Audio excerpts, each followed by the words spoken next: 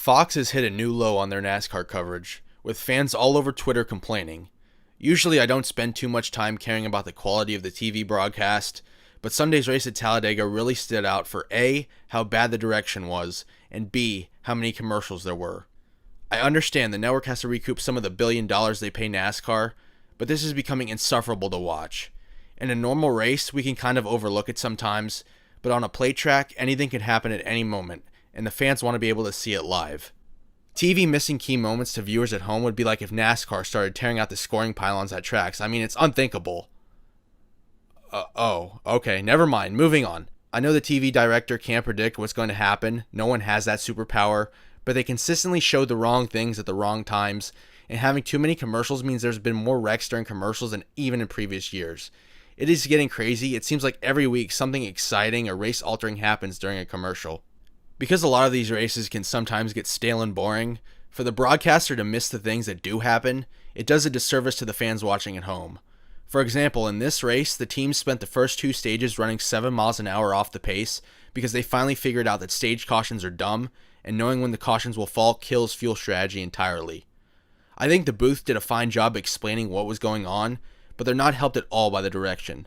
Mike Joy is a legend, I enjoy Harvick's insights a lot, and Bowyer has been better. But there's a big disconnect between the booth and the direction of the race, so you end up having to hear the commentators talk about something while we visually see something that has no connection to what they're talking about. Like when the Toyotas pitted with 37 to go, Fox cameras did catch it, and so did Mike Joy, and then they immediately cut away to run a radio communication from McDowell that was probably several laps old, and it was totally redundant because they just explained that Keselowski and the other Fords up front were running hard to force the field not to fuel save. Mike was about to say something and continue calling to what's happening in the race, and they cut him off.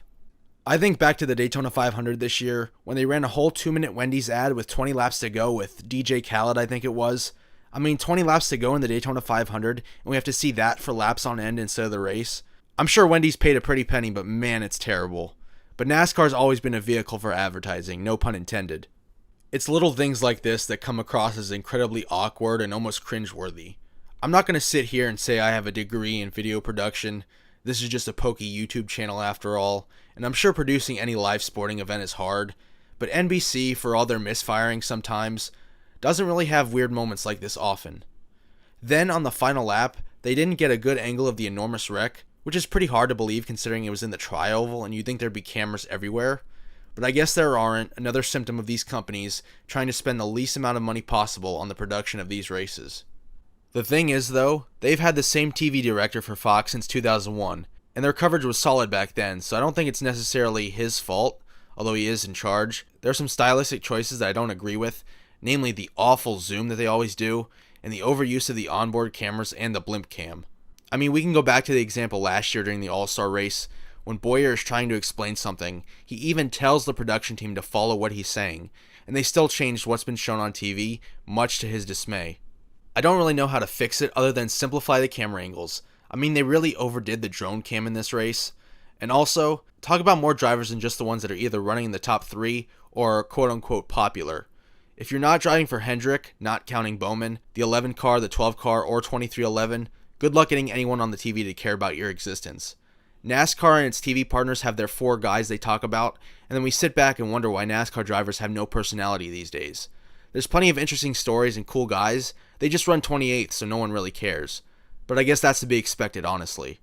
Now NASCAR has an entire production studio in Charlotte, and it's expected that they will take over production of the lower series next season, so I'll be keeping an eye on what changes they make to the overall product in Xfinity and trucks.